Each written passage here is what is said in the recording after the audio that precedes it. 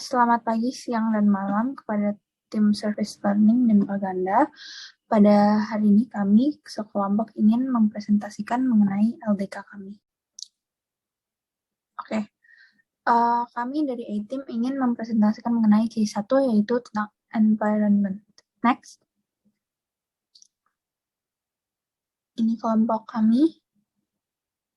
Baik, jadi ringkasan kasus dari kelompok kami adalah di salah satu daerah di Jakarta Utara yang bernama Pantai Marunda seringkali mengalami abrasi, yaitu pergeseran yang membuatnya semakin dekat dengan daratan.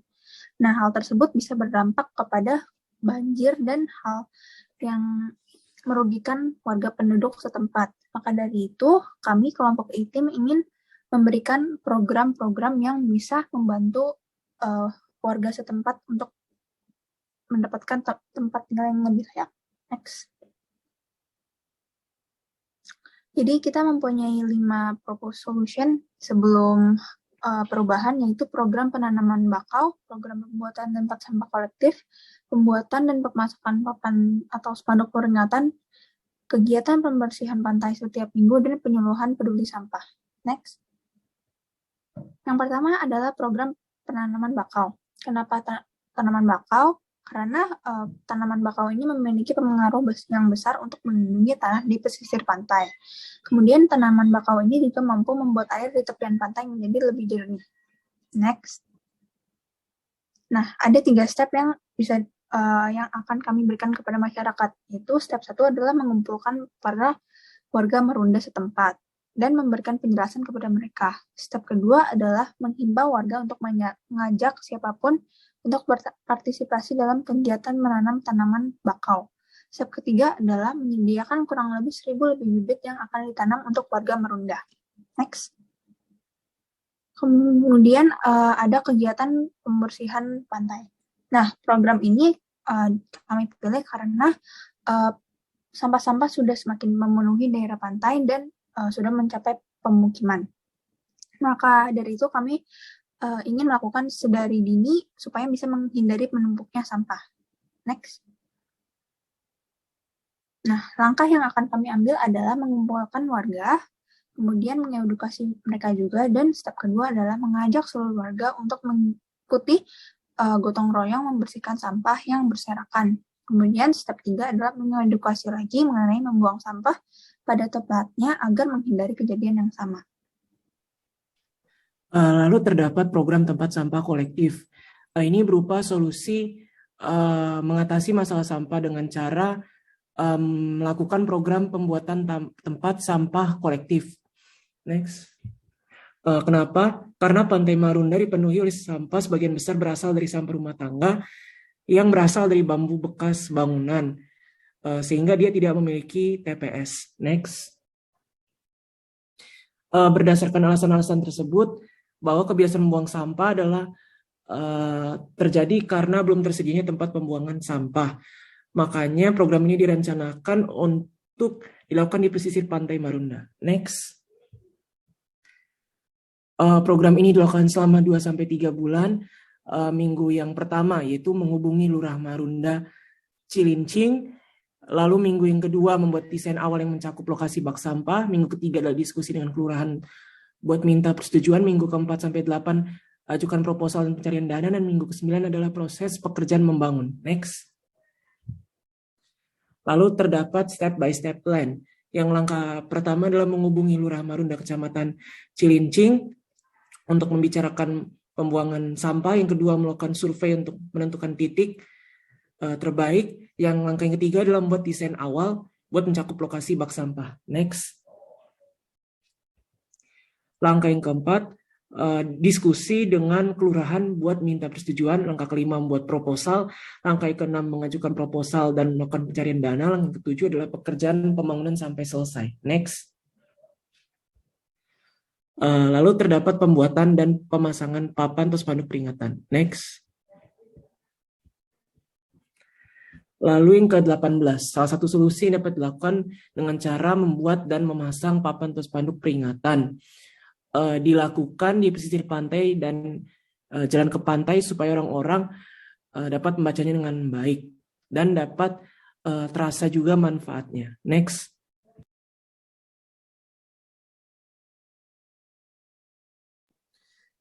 Rencana kami adalah yang pertama kami akan membuat spanduk-spanduk yang menjelaskan kepada warga untuk tidak membuang sampah sembarangan seperti di contoh foto yang kami sediakan.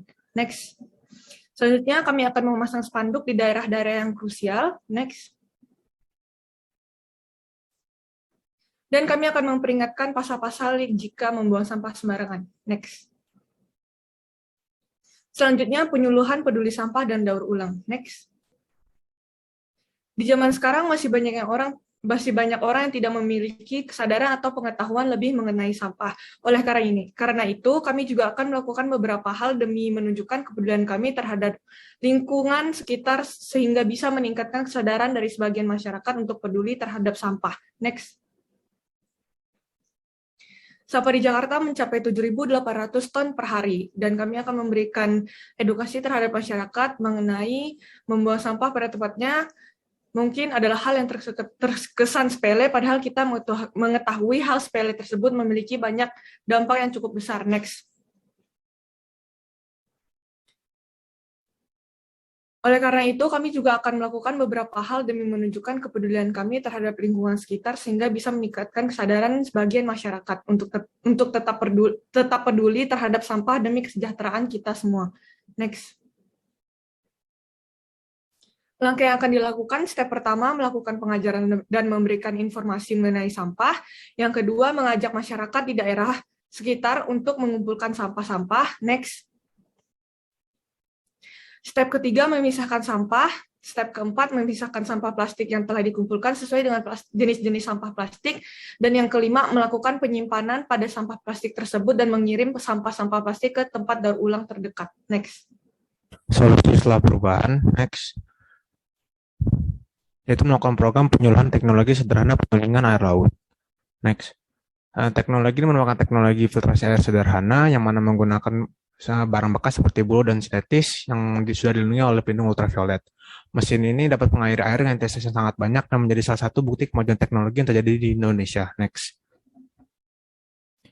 Masyarakat Banda pun menilai bahwa teknik filtrasi ini menggunakan ongkos yang sangat kecil dan menghasilkan air yang sampai 1000 ml. Next. Teknologi filtrasi ini merupakan teknologi yang baru dan cara menggunakannya adalah air laut harus dihangatkan untuk menghasilkan uap dan dimasukkan ke dalam mesin supaya mesin dapat mengeluarkan kemasan air yang jernih dan bebas dari penyimpangan air laut yang ada. Mesin filtrasi ini juga harus diletakkan di pesisir pantai untuk menghindari terjadi erosi. Next. Kesimpulan. Next. Kesimpulannya adalah proses abrasi atau pengikisan laut pantai ini merupakan proses berbahaya karena dapat mengurangi daerah pantai dan mengakibatkan daerah pesisir kena banjir. Maka dari itu kami mencegah agar abrasi itu semakin menyebar dan melakukan program-program untuk dapat memperlambat abrasi tersebut. Next. Ini adalah daftar pustaka yang kami ambil dan channel detail of execution. Untuk minggu yang ke-1, ringkasan kasus, closing statement, dan kesimpulan dilakukan hari Senin, program penanam bakau hari Selasa, dan kegiatan pembersihan pantai setiap minggu dilakukan hari Rabu. Untuk minggu kedua, pembuatan dan pemasangan papan spanduk pengeringatan dilakukan hari Selasa, pembuatan tempat sampah kolektif sebelum diangkut truk dilakukan hari Rabu, penyuluhan peduli sampah dan daur ulang sampah plastik dilakukan hari Kamis, dan penyuluhan teknologi sederhana penyuling air laut dilakukan hari Jumat. Dan untuk minggu ketiga, detail execution dilakukan hari Kamis, evaluation hari Jumat, dan group willingness hari Sabtu. Saya akan menjelaskan setiap anggota kami yang mengerjakan job desk kita. Yang pertama adalah Putri Aliuludin yang mengerjakan ringkasan kasus, closing statement, dan kesimpulan.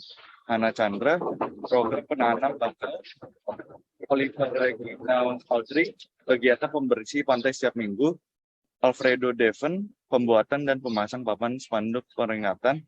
Pascal Levy Junior, pembuatan tempat sampah kolektif sebelum diangkut truk. Dan selanjutnya adalah Catherine, penyuluhan peduli sampah dan daur ulang sampah plastik. Ethan O'Neill, penyuluhan teknologi sederhana penyuling air laut. Norvigo, yaitu saya, detail of execution seperti rundown atau timeline dan job desk. Ferris melakukan evaluasi. Wilson Chandra melakukan PPT dan desain spanduk, dan yang terakhir adalah semua anggota melakukan group willingness. Dan ini adalah evaluasi yang akan kami berikan. Struggle and challenge. Kesulitan yang kelompok kami temui selama mengerjakan proyek ini adalah dilakukan dalam masa pandemi COVID-19, sehingga agak menyulitkan kami untuk bertemu dan berdiskusi secara langsung, baik antara anggota kelompok sendiri maupun pihak tim service learning. Tantangan lain yang kami hadapi adalah kesulitan untuk menemukan kesesuaian waktu yang agar dapat berdiskusi dikarenakan jumlah tim member kami yang cukup besar, yaitu 10 orang. Komunikasi lewat aplikasi lain dan WhatsApp Group juga menyebabkan proses pengambilan keputusan agak terlambat karena harus menunggu respon anggota tim lain yang tidak bersamaan dan memakan waktu. Next. Untuk kedepannya, perlu dilakukan peningkatan tim efisiensi waktu dalam kerja kelompok. Akan lebih baik juga kalau kegiatan LDK ini dilakukan secara offline supaya ada interaksi langsung karena belajar kepemimpinan dan organisasi lebih efektif jika ada interaksi langsung untuk berlatih komunikasi dan kerjasama dalam memecahkan masalah. Next. Dari angka 1 sampai 5, kami setuju memilih angka 3. Jika diberikan kesempatan, maka kelompok kami akan sangat bersedia untuk mengeksekusi solusi yang akan kami berikan sebagai bentuk pengabdian kami kepada masyarakat Marunda. Selain itu, juga karena kami sangat peduli menjaga dan merawat kembali Pantai Marunda agar terlihat asri kembali. Next. Hal ini juga akan membuat kami mampu menerapkan karakter kepemimpinan yang melayani, yaitu memberi value dan kepada orang lain. Next. Sekian presentasi yang telah kami buat. Mohon maaf jika ada kesalahan kata, dan terima kasih.